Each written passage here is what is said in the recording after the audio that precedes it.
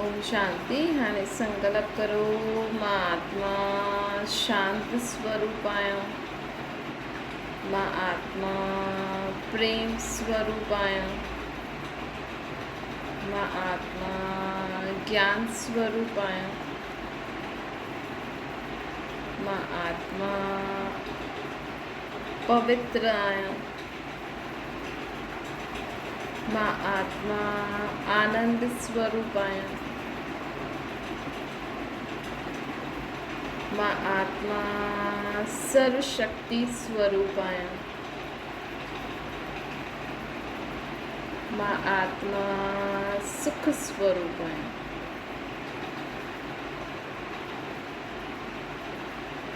ओम शांति।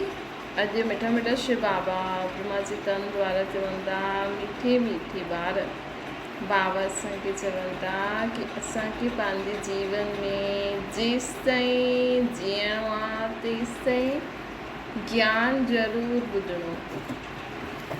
माण्हू चवंदा आहिनि अंत समय गंगा जल विझो। कंहिंजी जेको आत्मा शरीर छॾण ते हूंदी आहे न, त सोचंदा आहिनि अंत समय गंगा जल विझो, पर उहो त पाणी आहे। अंत समय असांखे माण्हू खे भॻवान जो नाम मुख सां चई करे पोइ शरीर छॾे, उहो सुठो हूंदो। बाक़ी पाणी सां छा थींदो न। गंगा जल त पाणी आहे, पाणी त तत्व आहे। तव्हां घर जे पाणी में भावना रखो, पीओ, परमात्मा खे यादि करे। लेकिन असल में ये जो गायन है ना, अंत समय मुख में गंगा जल हुजे, इन जो मतिलबु आहे गंगा मतिलबु पवित्र चीज़ खे चईंदा। अंत समय असांजे मुख में परमपिता परमात्मा जो नाम हुजणो खपे। तव्हां अगरि कोई आत्मा शरीर छॾे थी न, त अंत समय उहो भॻवान जो नाम चई करे शरीर छॾे न, त हुनखे ॿियो जन्म सुठो मिलंदो। बाक़ी अमृत पियारो, गीतायूं पढ़ो, भागवतियूं पढ़ो, अलाए छा छा पढ़ंदा रहंदा आहिनि, उन सां कुझु न। भई जन्म पूरो जन्म त पढ़े ई न कंहिं आत्मा।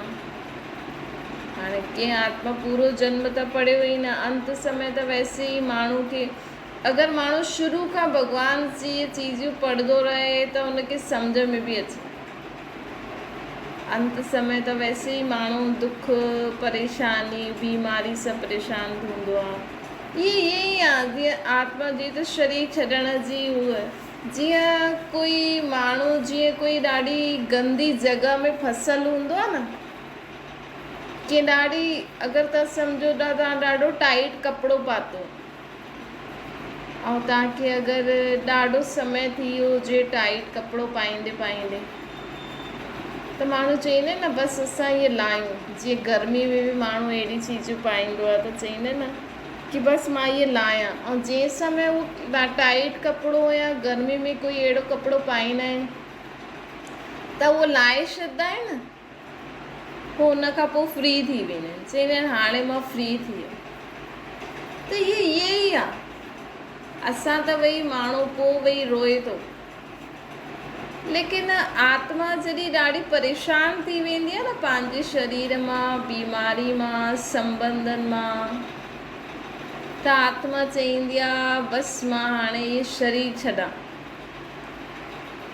बसि मां हाणे मरां मतिलबु शरीर छॾां। माण्हुनि मरण नाम रखी छॾियो जॾहिं। लेकिन आत्मा जॾहिं चारों तरफ़ सां, अगरि कोई आत्मा ॾाढी परेशान आहे, जीअं अॼुकल्ह माण्हू कर्ज़े जे कारण ॾाढो परेशान आहिनि। माउ पीउ छो परेशान आहिनि? भई माउ पीउ खे सभु ॿार, कंहिंखे हिसो घटि, कंहिंखे छा, त माउ पीउ खे सभु उहो चवंदा आहिनि। ॾिसो इहे बि माण्हू ॾिसे, बसि ॿारनि खे हिसो मिलियो,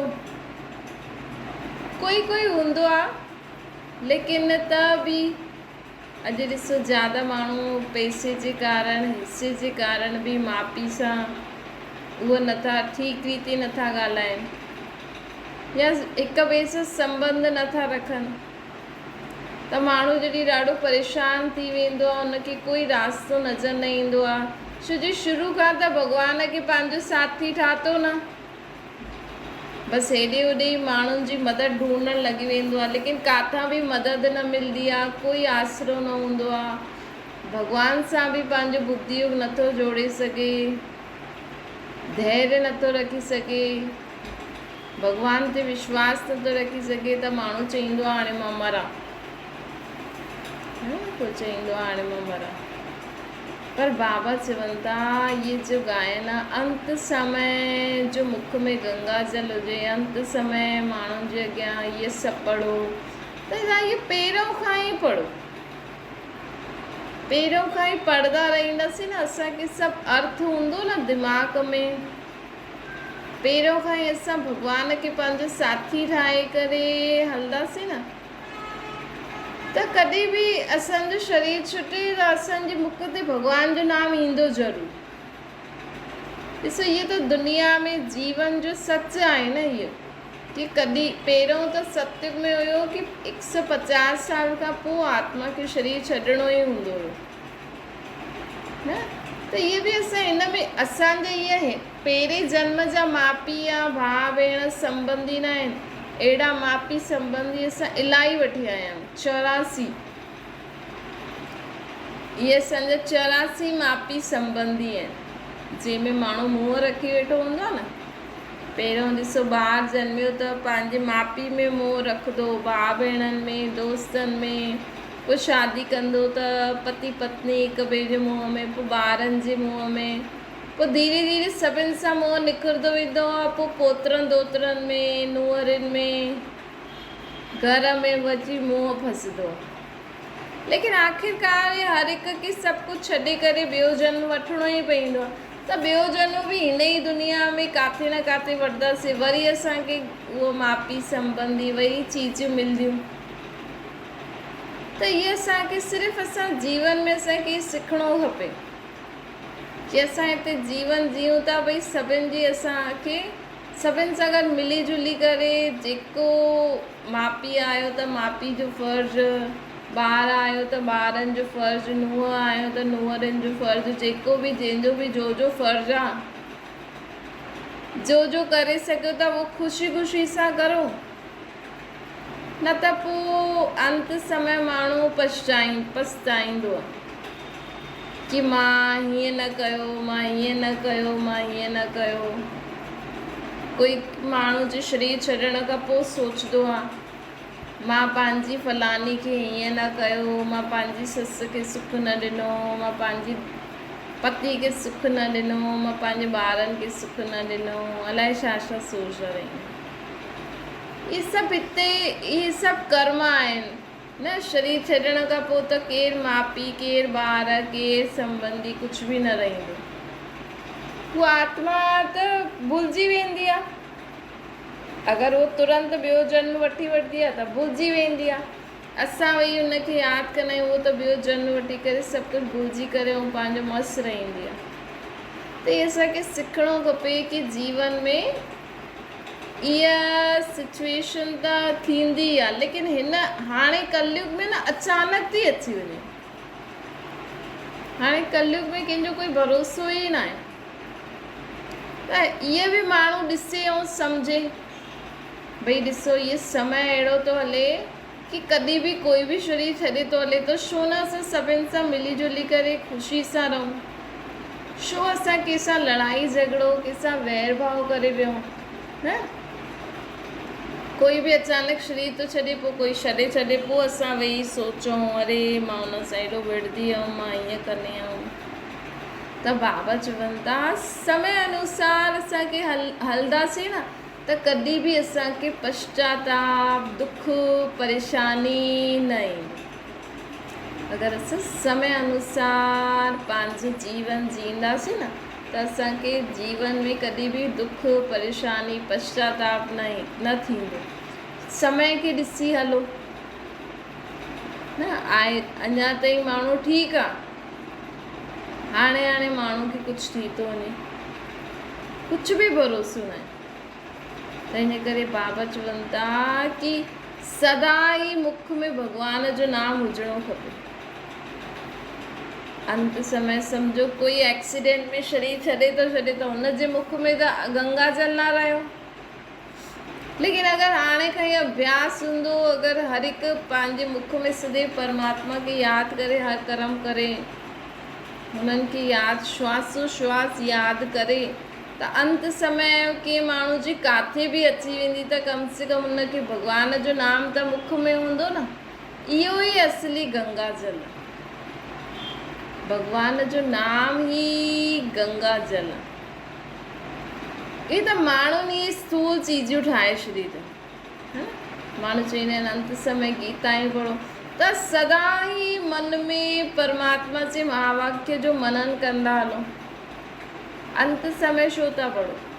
जॾहिं समय ॾिसो था कॾहिं बि कंहिंजो बि नंबर लॻी थो वञे त असां सदा ई परमात्मा जे चिंतन में रहूं, हुनखे यादि करे हर कर्म करूं, त कॾहिं बि कुझु थी वेंदो त असांजो भॻवान जो नाम बि हूंदो, भॻवान जो ज्ञान बि हूंदो, पोइ असांखे ॿियो जन्म सुठो मिलंदो। ॿियो भॻवान बाबा असांखे ॿुधाइनि था कि असांखे सदा ई जीवन में संतुष्ट रहणो।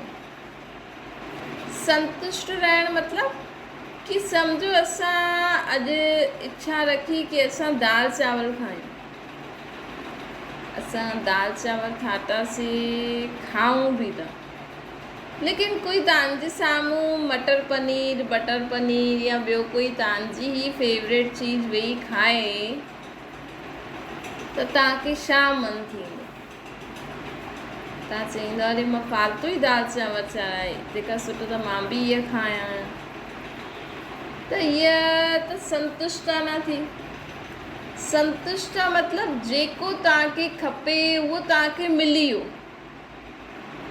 पोइ ॿिए वटि कुझु बि हुजे, तव्हां कुझु ॾाढी सुठी चीज़ हुजे, ॾाढो ई सुठो कुझु हुन वटि अचे, तव्हांजो ई फेवरेट हुजे, त बि असांखे मन में अचिणो खपे कि न मूंखे त इहो ई खपंदो हुयो, मूंखे त मां त हिन में ई ख़ुशि आहियां, मूंखे त दाल चांवर ई खपंदा हुया। उन तरफ़ असांजी नज़र बि न वञे, नज़र मतिलबु संकल्प बि न अचे। नज़र त ईंदी असांखे, लेकिन असांखे संकल्प बि न अचे कि अरे मां बि इहा खायां या मां बि इहा खावां। असांखे इहो बि न अचिणो खपे हा ठीकु आहे कोई ॻाल्हि कोन्हे, मां अॼु खायां थी, कल्ह इहा खाईं, कल्ह जी त कल्ह ई सोचंदासीं, लेकिन अॼु त मूंखे जो मिलियो उन में मां संतुष्ट आहियां, उन में मां ख़ुशि आहियां, मूंखे कुझु न खपे। तॾहिं चईंदासीं ये संतुष्ट आत्मा। संतुष्ट आत्मा ही सदा पंहिंजे जीवन में प्रसन्न रही सकती है, ख़ुशि रही सकती है। तव्हां दाल चांवर खाधा, आराम सां तव्हां पंहिंजो दाल चांवर खाई करे आराम सां वेठा आहियो, प्रसन्न चित, ख़ुशि थी करे। त ईअं ई असांखे जीवन में बि इहे सिखणो आहे। असांखे असांजी इच्छा छा आहे, असांखे छा वणंदो आहे, असांजे शरीर जे लाइ, असांजे जीवन जे लाइ छा सुठो आहे, उन अनुसार तव्हां पंहिंजो जीवन परमात्मा जे श्रेष्ठ मत ते हलो। बाक़ी माण्हू छा बि करे छा न बि करे, असांखे सिर्फ़ु उन्हनि खे दुआयूं ॾियणियूं। छो जो अॼु माण्हुनि खे अगरि कुझु चओ, कुझु सम्झायो त बि उन्हनि खे पसंदि न आहे, ऐं असां उन्हनि खे ईअं बि छॾे न सघंदा आहियूं भई करनि जो बि करनि, ईअं बि न छॾे सघंदा आहियूं, है न। ध्यानु बि रखिणो पवंदो आहे, ॿियो मञदा बि न आहिनि त उन्हनि सां हलणो बि पवंदो आहे। त थोरो बहुत ध्यानु रखो, पोइ वापसि सां पंहिंजे कर्म में बिज़ी थी वञो। इन सां छा थींदो कि असां पंहिंजे जीवन में सदा ई ॿियनि जे लाइ बि सुठो सोचे करे हलंदासीं, सुठो सोचणु सिखी वेंदासीं न त असां कंहिंजे कम में इंटरफेयर करूं, कंहिंखे सम्झायूं, उहो न सम्झे, ॿियो ई असांजे मन में कुझु उल्टा सुल्टा वीचार हलनि, त इहे बि ठीकु न आहे।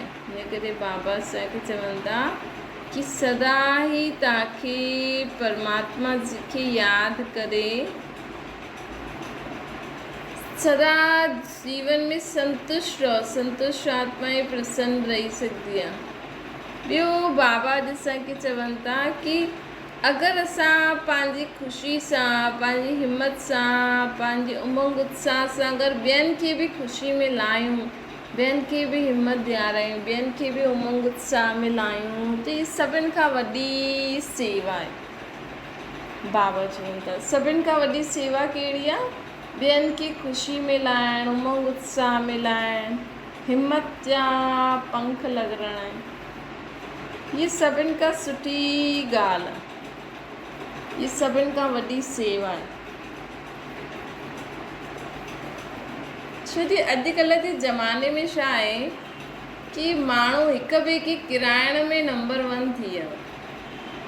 छो जी माण्हुनि जी ख़ुदि जी इच्छा नथी पूरी थिए, ख़ुदि कुझु नथा करे सघनि, त सोचंदा आहिनि इहे बि न करे, त कई माण्हू ॿियनि खे किराइण जे निमित ठही वेंदा आहिनि। त बाबा असांखे चवनि था कि असांखे सदा ई पंहिंजे जीवन में हिक ॿिए जो उमंग उत्साह बढ़ाइणो आहे, हिमत बढ़ाइणी आहे ऐं सभिनि जो सहारो ठहिणो। अच्छा, मीठी मीठी सिकिल जे ॿारनि प्रति माता पिता बाप दादा जो यादि प्यार ऐं गुड मॉर्निंग। रूहानी बाप जी से सभिनि रूहानी ॿारनि खे नमस्ते। असांजी बि रूहानी माता पिता बाप दादा खे यादि प्यार गुड मॉर्निंग और नमस्ते। वरदाना प्रसन्नता जी रूहानी रॉयल्टी, रूहानी पर्सनैलिटी द्वारा सर्व के अधिकारी ठाहिण वारा गायन ऐं पूजनीय योग्य ठहो। ॾिसो वैसे बि माण्हू हिक ॿिए जी महिमा ॻाईंदो आहे न, जीअं माण्हू मूर्तियुनि जे अॻियां, भॻवान जे अॻियां, देवी देवताउनि जे अॻियां उन्हनि जी महिमा ॻाईंदो आहे, ईअं ई तव्हां बि हिक ॿिए जी महिमा ॻाईंदा आहियो।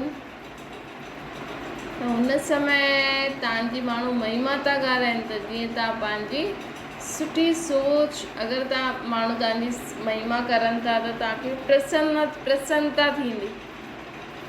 लेकिन उहा बि महिमा तव्हां परमात्मा ते अर्पण करे छॾियो, है न। उहा बि महिमा असांखे परमात्मा ते अर्पण करणो खपे, न त असांखे कॾहिं बि अहंकार अची सघंदो। अगरि तव्हांजी महिमा थिए बि त सभु कुझु परमात्मा जो सम्झी करे असांखे सदा परमात्मा खे ई अर्पण करणो खपे। ॿियो बाबा चवनि था कि ॾिसो महिमा कंदा त पोइ तॾहिं त हिक ॿिए खे मदद कंदा न। अॼु माण्हू ॾिसो कोई सुठो कमु कंदो आहे, चवंदो आहे मुंहिंजो न थियो त हिन जो कीअं थियो, हिन जो बि ख़राबु थी वञे, त कीअं न कीअं करे हुनजो ख़राबु कराए छॾींदा आहिनि। लेकिन सभिनि खां वॾी सेवा आहे ॿियनि खे हिमत बढ़ाइणु, ॿियनि खे ख़ुशी ॾियणु, ॿियनि खे सही राह ॾेखारणु। त बाबा चवनि था इहा हिमत जो कमु कंदा त तव्हां जीवन में सदा ई प्रसन्न रहंदव। परमात्मा जी सर्व दुआयूं बि असांखे मिलंदियूं, परमात्मा जी सर्व दुआयूं बि असांखे मिलंदियूं। कॾहिं जॾहिं असां ॿियनि जी हिमत वधाईंदासीं, ॿियनि जे जीवन में उमंग उत्साह लाईंदासीं, त पोइ परमात्मा अगरि कंदासीं त परमात्मा जी बि मदद असांखे मिलंदी, असां संतुष्ट आत्मा थी वेंदासीं। ऐं ॾिसो किथे किथे माण्हुनि जी पूजा बि थींदी आहे, है न, कन्याउनि जी पूजा थींदी आहे न। त इहे देवी देवता जेका आहिनि इहे ॿिया कोई न आहिनि। जॾहिं सतयुग में इहे हुया त इहे सर्वगुण संपन्न, 16 कला संपूर्ण निर्विकारी डबल अहिंसक मर्यादा पुरुषोत्तम हुया। उहो उन समय उहो ॾाढा ई सुठा हुया। त हुन समय जो यादगार माण्हू अञा ताईं बि उन्हनि जी भक्ति मार्ग में पूजा था कनि। ऐं पोइ इहे जेका बि बाबा चवनि था कि इन हिसाब सां ई माण्हू हिक ॿिए जी पूजा कंदा आहिनि। कहिड़े हिसाब सां? केतिरो ई आत्मा पर बाबा जो ज्ञान धारण करे पंहिंजे जीवन खे परिवर्तन थी करे न। कंहिंजी तारीफ़ कंदासीं, कंहिंजी पूजा कंदा आहिनि, छो कंदा आहिनि? किथे त उन्हनि जो कुझु कम में ईंदो हूंदो न असांखे, तॾहिं त असां उन्हनि जी पूजा ऐं गायन कंदा रहंदा आहियूं न। त वैसे त ॾिसो कलयुग जी दुनिया में ॾाढा माण्हू आहिनि अॼुकल्ह कंदे, लेकिन अॼुकल्ह जी दुनिया में माण्हू अलाए छा छा जो दान कंदो आहे, लेकिन परमात्मा चईंदा आहिनि कि चलो ॿियो कुझु बि न, सभिनि खे शांति जो दान त ॾेई सघंदा आहियो, सभिनि खे शांति जो दान त ॾेई सघंदा आहियो। घणा मिंट लॻंदा? दान करण सां छा थींदो आहे, असांखे बि सुठो लॻंदो आहे ऐं साम्हूं वारे जी दुआयूं बि मिलंदियूं। ॿियो बाबा असांखे चवनि था त स्वर्ग जा अधिकारी बि तॾहिं ठहींदा। श्लोक न, बाप सां वरदान प्राप्त करण समय दिल जो स्नेह बाप दादा सां गॾु, बाप दादा जा वरदान प्राप्त करण जी सहज आहे। दिव्य ॾींहं जो शुरूआत ठाहे दिल सां परमात्मा खे स्नेह करो। बाप सां असांखे वरदान कीअं मिलंदो? परमात्मा असांखे वरदान कॾहिं ॾींदो? जॾहिं असां उन्हनि सां स्नेह कंदासीं। ॾिसो, दुनिया में बि माण्हू हिक ॿिए खे चीज कॾहिं ॾींदा आहिनि। तव्हां ॿारनि खे बि सम्झो, तव्हांजा 4-5 ॿार आहिनि या 2-3 ॿार आहिनि, त कंहिं ॿार जे लाइ तव्हांखे बि प्यार आहे ऐं हुनखे बि प्यार आहे तव्हांसां, त माउ पीउ बि ॿारनि खे बि अगरि माउ पीउ प्यार सां कंदो, पालंदो, ॿारनि जो बि चयो मञंदो, ॿार बि मञंदा, त ॿिन्हिनि जो हिक ॿिए सां प्यार हूंदो। त हिते परमात्मा जो प्यार वठण लाइ छा करिणो पवंदो? परमात्मा जो चयो मञिणो पवंदो, है न? जेको असां ज्ञान ॿुधूं था, जेकी सुठी शिक्षायूं परमात्मा जी ॿुधूं था, या कुझु बि सुठो ॿुधो था, त असांखे उहो चीजुनि खे धारण करिणो आहे, पंहिंजे जीवन में लाइणो आहे। ॿुधी करे ख़ुशि न थियो, सिर्फ़ु ईअं सोचो न हा मां अॼु पाठ कयो आहे, अॼु ईअं हुयो ईअं हुयो, त उनखे स्वरूप में लाइणो आहे, असांखे कर्मनि में लाइणो आहे। तॾहिं भॻवान जो बि असां सां दिलि जो स्नेह हूंदो। त परमात्मा खां वरदान प्राप्त करण जी शक्ति युक्ति आहे कि परमात्मा सां दिलि जो स्नेह रखो। परमात्मा जो दिलि जो स्नेह अर्थात परमात्मा जी हर आज्ञा खे मञंदा। अच्छा, ओम शांति। बाबा खे यादि करो।